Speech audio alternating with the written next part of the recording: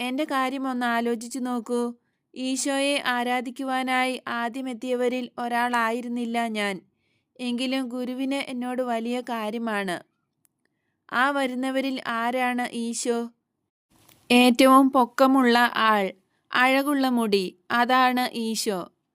മത്യാസേ, സ്നാപകനെപ്പറ്റി ഈശോയോട് പറയണോ? തീർച്ചയായും പറയണം. ഈശോ എന്തു വിചാരിക്കും? നമുക്ക് സ്നാപകനോടാണ് കൂടുതൽ കൂറ് എന്ന് കരുതുമോ?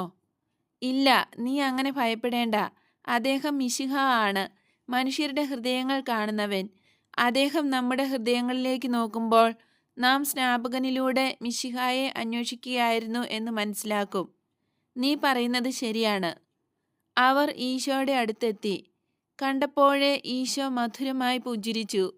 ആടുകളെ വേഗം നടത്താൻ ജോസഫും മറ്റിടയന്മാരും ശ്രമിക്കുന്നു.